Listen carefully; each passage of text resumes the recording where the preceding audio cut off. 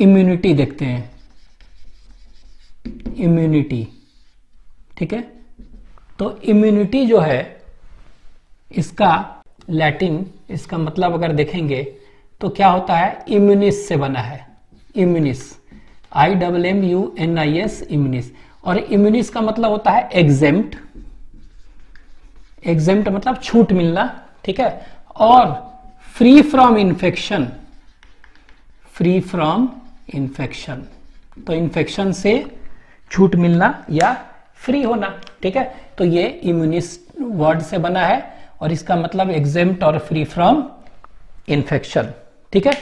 अब आपके एनसीईआरटी में दिया हुआ है जैसे कि एक दो पॉइंट्स दिया हुआ है कि every day we are expose to a large number of infectious agents, ठीक है, but few of these exposures results in disease. ऐसा क्यों?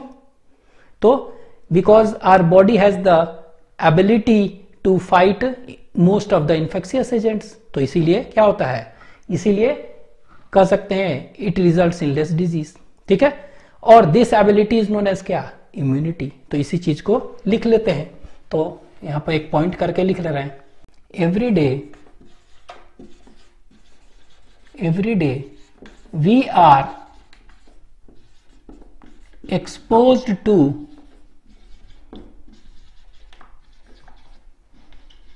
large number of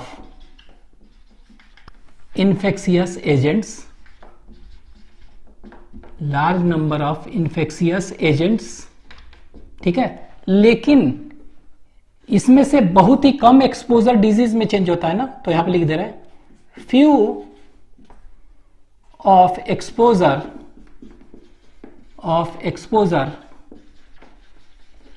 results in disease, few results in disease, ठीक है। few of the exposure results in disease, सिर्फ है few ही disease में change होता है, ठीक है। क्यों? तो इम्यूनिटी के चलते ना, तो यहां पर लिख दे रहे हैं because our body has the ability to fight or defend most of the infectious or foreign agents, ठीक है। तो इसीलिए क्या है, इसको हम लिख दे रहे हैं because our body has the ability to defend most of the infectious और फॉरेन एजेंट्स, इसीलिए। और इसी को क्या कहते हैं, इम्यूनिटी, ठीक है। और इसी को हम क्या कहते हैं, this is because of immunity, ठीक है। तो इम्यूनिटी का जो डेफिनेशन आपके एनसीईआरटी में दिया है वो डेफिनेशन हम लिख लेते हैं। तो इम्यूनिटी का जो डेफिनेशन है, व्हाट इज इम्यूनिटी, तो हम कह सकते हैं इसको कि the ability of the host to fight, ठीक है, the ability of the host to fight the disease causing organism conferred मतलब कह सकते हैं क्या, that is provided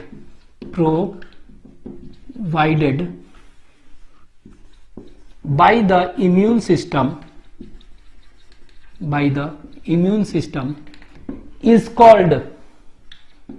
is called immunity।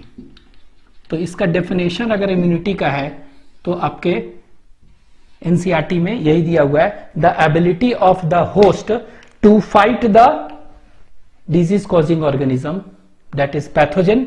और ये कहां से आ रहा है, ability of the host to fight, ये it is provided by immune system is called immunity, ठीक है। तो ये याद रखिएगा। नेक्स्ट देखते हैं, इम्यूनिटी जो है it is characterised bye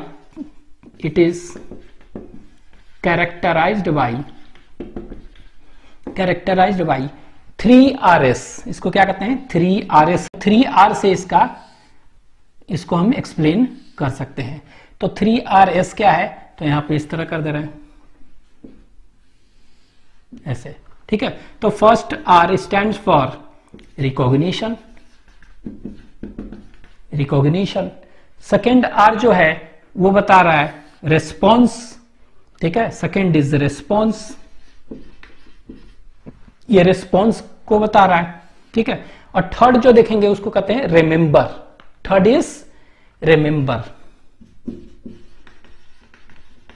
remember, ठीक है। तीन है, तो ये कह सकते हैं रिकॉग्निशन, रेस्पॉन्स एंड रिमेंबर, तीन, ठीक है। रिकॉग्निशन, तो ये इम्यूनिटी जो होता है ना, इट इज हाईली स्पेसिफिक, ये हाईली स्पेसिफिक होता है। ये क्या है, ये कौन सेल्फ है कौन नॉन सेल्फ है, इसको इजीली रिकॉग्नाइज कर सकता है। तो हम कह सकते हैं कि रिकॉग्निशन मतलब क्या होता है, it is highly specific, highly specific है। And this property of having specific is termed as specificity, ठीक है। तो ये क्या होता है, ये सेल्फ और नॉन सेल्फ को इजीली पहचान सकते हैं। तो ये कौन सा सेल्फ है और कौन नॉन सेल्फ है। नॉन सेल्फ कहने का मतलब क्या हुआ, कौन सा फॉरेन है, वो इजीली पहचान सकते हैं। तो इसीलिए क्या कहते हैं रिकॉग्निशन, ठीक है। तो ये it is highly specific for its self, और नॉन सेल्फ को के लिए नॉट स्पेसिफिक है ये। दूसरा रेस्पॉन्स, तो रेस्पॉन्स कहने का मतलब क्या है कि अगर ये सेल्फ है, ठीक है, अगर ये सेल्फ है तो उसको क्या करेगा, उसको डिस्ट्रॉय नहीं करेगा। अगर नॉन सेल्फ है तो उसको क्या करेगा, डिस्ट्रॉय कर देगा, ठीक है। तो अगर सेल्फ है तो ये फ्रेंड की तरह काम कर रहा है, ठीक है, और उनको क्या कर रहा है, वेलकम कर रहा है। अगर ये नॉन सेल्फ है, कोई इन्फेक्शियस एजेंट है, कोई फॉरेन एजेंट है, तो इसको क्या करेगा, ये एनिमी की तरह ये ट्रीट करता है और इसको क्या कर देगा, फेयरवेल कर देगा, इसको फेयरवेल, और इसका क्या कर देगा, इसका डिस्ट्रक्शन कर देगा, डिस्ट्रॉय कर देगा, ठीक है। तो ये क्या है, दिस इज रिस्पॉन्स। तीसरा रिमेंबर, तो रिमेंबर कहने का मतलब क्या हुआ कि it has the property of memory, इसमें मेमोरी का प्रॉपर्टी होता है, ठीक है। It is the property of memory. तो अगर हम पूछेंगे कि name any two characteristic feature of immunity, तो एक तो क्या हो गया, यहां पर देख रहे हैं specificity, it is highly specific, ठीक है, स्पेसिफिसिटी है। और दूसरा क्या हो जाएगा, दूसरा कह सकते हैं कि मेमोरी। तो ये दोनों का दोनों क्या है, it is a characteristic feature of immunity, ठीक है, ये मेमोरी। अच्छा, मेमोरी है मतलब क्या हुआ कि यहां देखिए नॉन सेल्फ है, ये नॉन सेल्फ अगर आया तो इसको क्या किया, ये इसका डिस्ट्रक्शन कर दिया, ठीक है। और बाद में अगर यही आता है, इन फ्यूचर अगर कभी यही सेम पैथोजन आता है तो ये इजीली पहचान लेंगे। हमारा इम्यून सिस्टम क्या होता है, उसमें मेमोरी सेल्स बन जाते हैं और वो मेमोरी सेल्स इजीली पहचान जाएंगे कि अच्छा हाँ तुम इस समय आए थे, वही पैथोजन है, ठीक है, और इसको डिस्ट्रॉय कर देंगे फिर से, ठीक है। तो मेमोरी होता है। तो मेमोरी मतलब क्या हुआ, कह सकते हैं कि इट रिमेंबर्स, तो यहां लिख दे रहे हैं, मतलब क्या हुआ, इट रिमेंबर्स द प्रीवियस, और पास्ट कह सकते हैं ना, इट रिमेंबर्स द प्रीवियस और पास्ट एनकाउंटर ऑफ पैथोजन। तो कोई भी पैथोजन अगर पहले आया था उसको इजीली क्या कर सकता है, ये रिमेंबर कर सकता है, प्रीवियस और पास्ट एनकाउंटर ऑफ पैथोजन। तो ये क्या है, इसी को कहते हैं, this property is known as क्या, रिमेम्बरेंस, ठीक है, और मेमोरी। अच्छा, ये मेमोरी जो प्रॉपर्टी है, ठीक है, ये मेमोरी जो प्रॉपर्टी है, इसी मेमोरी प्रॉपर्टी जो है, इसी को हम क्या यूज करते हैं, इसी का जो है ना प्रिंसिपल ऑफ इम्यूनाइजेशन और वैक्सीनेशन में हम यूज करते हैं इस प्रॉपर्टी को। तो यहां पे एक लाइन लिख दे कि मेमोरी, दिस प्रॉपर्टी इज, चाहे फॉर्म्स द बेसिस और प्रिंसिपल ऑफ, कह सकते हैं इम्यूनाइजेशन एंड वैक्सीनेशन। तो ये इम्यूनाइजेशन और वैक्सीनेशन जो है ना, इसका प्रिंसिपल यही है मेमोरी, क्योंकि it has a memory property. तो यही मेमोरी को यूज करके क्या करते हैं हम, वैक्सीन बनाते हैं। ठीक है, तो ये लिख लीजिए इसको।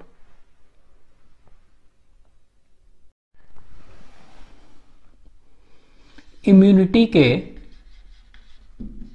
दो मेन ब्रांचेस होते हैं। ठीक है, there are two main branches of immunity.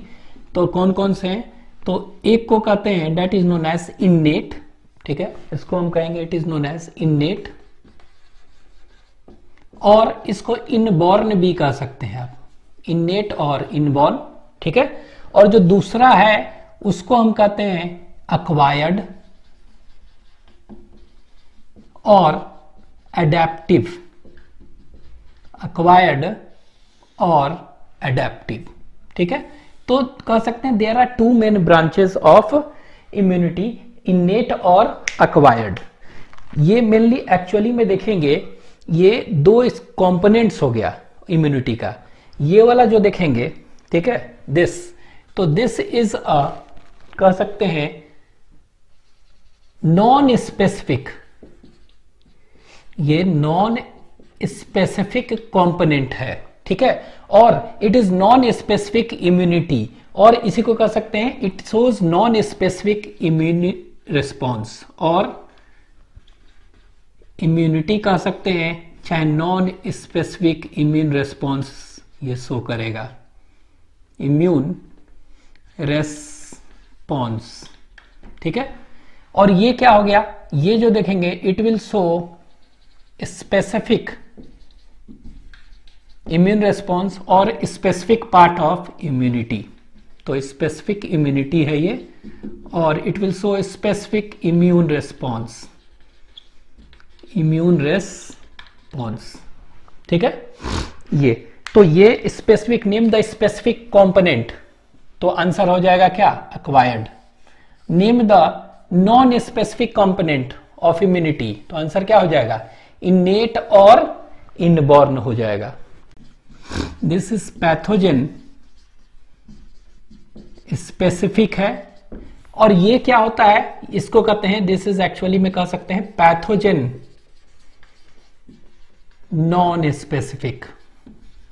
ठीक है, अब ये पैथोजन स्पेसिफिक क्या हुआ, व्हाट इज पैथोजन स्पेसिफिक, तो पैथोजन स्पेसिफिक का मतलब हो गया कि ये जो है ना एक्वायर्ड और एडेप्टिव इम्यूनिटी है, ये क्या करेगा, it will distinguish one pathogen और इन्वेडर फ्रॉम अनदर, ये डिस्टिंग्विश करता है। लेकिन इसमें क्या हुआ, ये सभी पैथोजन के लिए है, ये डिस्टिंग्विश नहीं करता है कौन सा पैथोजन है, कौन सा जा रहा है उसमें। ठीक है, तो कह सकते हैं इट इज पैथोजन स्पेसिफिक, मतलब आप कह सकते हैं कि इट डिस्टिंग्विशेस, लिख दे रहा है, इसका मतलब क्या हो गया, means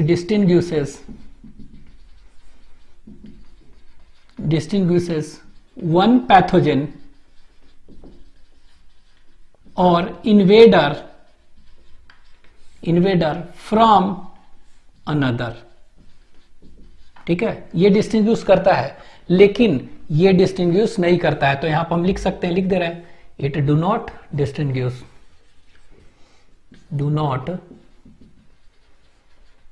distinguishes one pathogen or invader from another। तो ये कौन सा पैथोजन आ रहा है स्पेसिफिक, इसको ये डिस्टिंग्विश नहीं करता है। ठीक है, ये करता है। ठीक है, कि इस एक्वायर्ड इम्यून सिस्टम जो भी है उनमें जो भी सेल्स है ना, they have different receptors for different antigens. तो ये हो गया, याद रखना है कि पैथोजन स्पेसिफिक है, ये आपके एनसीईआरटी में दिया हुआ, इट इज पैथोजन स्पेसिफिक, ये याद रखना है, और ये नॉन स्पेसिफिक। ठीक है, आगे सेकंड क्या हो गया, तो कह सकते हैं we can say present at the time of birth. ठीक है, तो ये जब बर्थ होता है ना, उसी समय ये इम्यूनिटी होता है, it is present at the time of birth.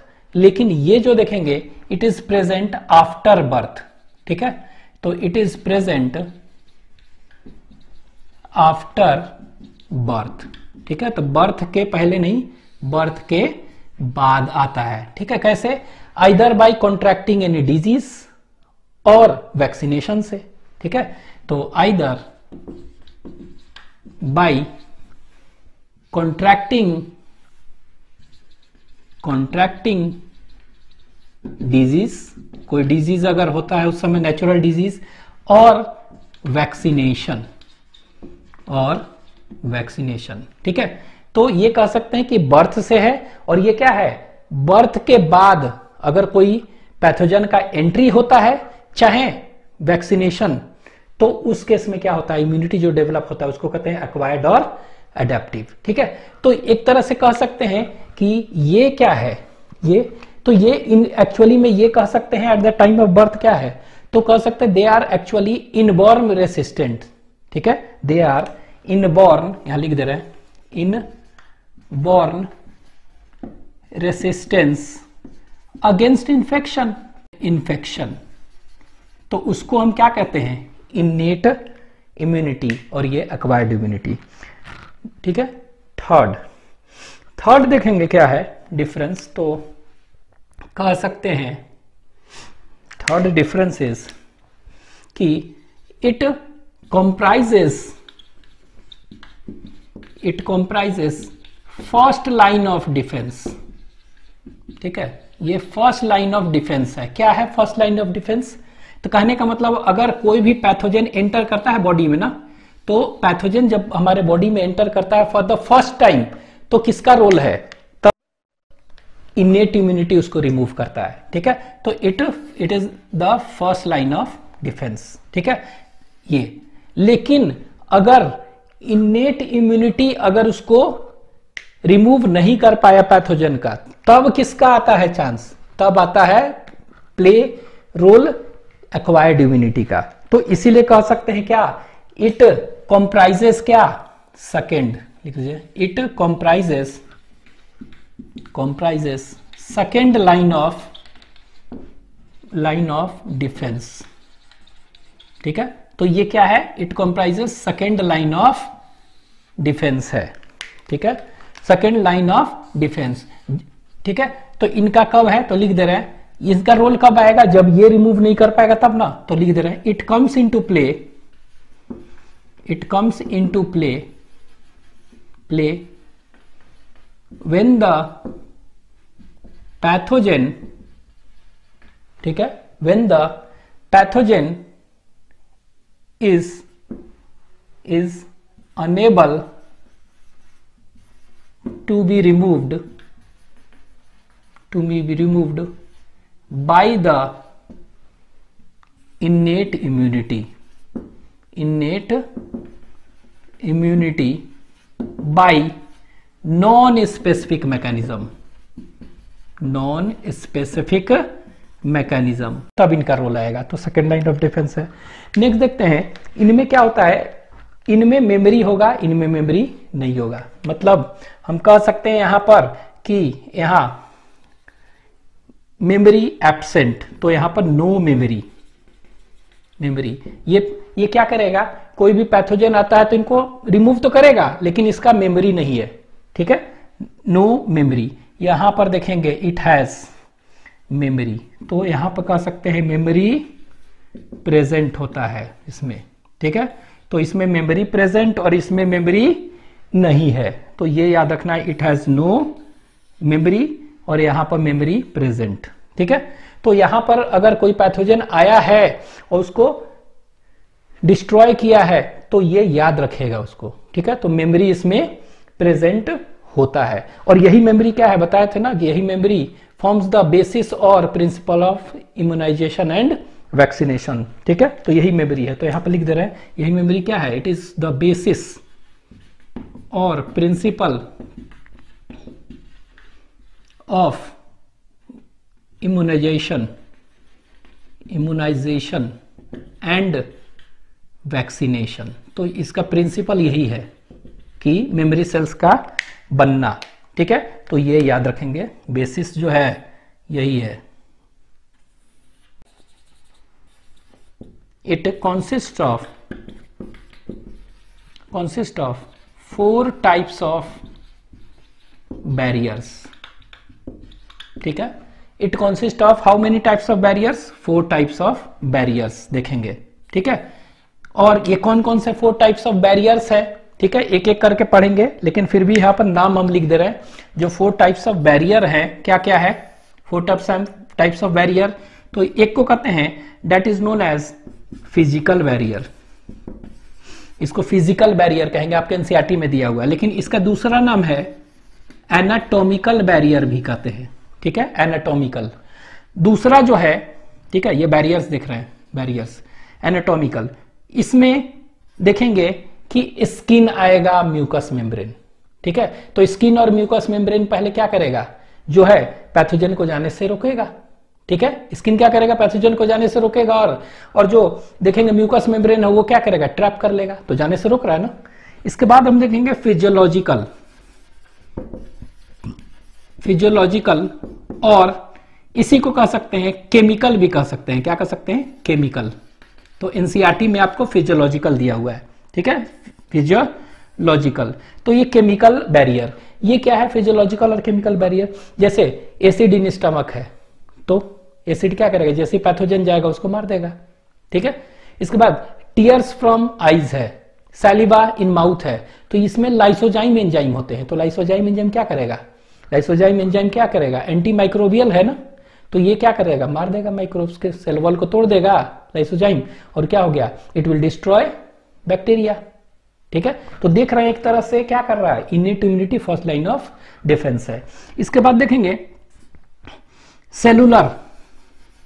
Cellular barrier भी कहते हैं, एनसीईआरटी में दिया है। इसी को आप कह सकते हैं फैगोसिटिक भी कहते हैं। तो फैगोसिटिक बैरियर भी होता है। तो सेलुलर मतलब क्या हुआ, WBC क्या है, व्हाइट ब्लड सेल्स है ना, ठीक है।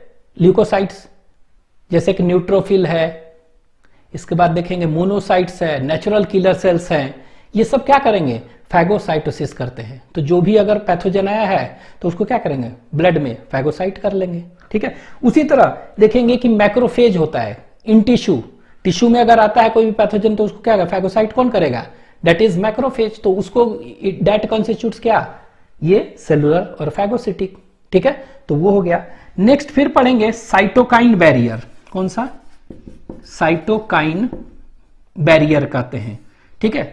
ये तो ये साइटोकाइन क्या है कि ये देखेंगे कि एक साइटोकाइन से निकलता है, जैसे कि इंटरफेरॉन वगैरह होता है, और इंटरफेरॉन क्या करेगा, ये वायरस इन्फेक्टेड सेल से निकलता है और नॉन इन्फेक्टेड सेल को ये बचाता है, ठीक है। तो एक तरह से देख रहे हैं कि ये जितने भी चीज देख रहे हैं ये बैरियर्स हैं, दे ऑल दिस बैरियर्स क्या है, they form the first line of defence and कह सकते हैं tries to remove the pathogen immediately, ठीक है।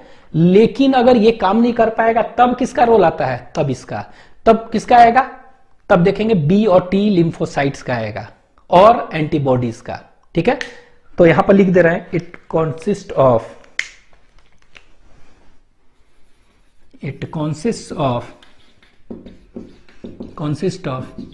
बी एंड टी सेल्स, और इसी को क्या कहते हैं, लिम्फोसाइट्स भी कह सकते हैं, ठीक है।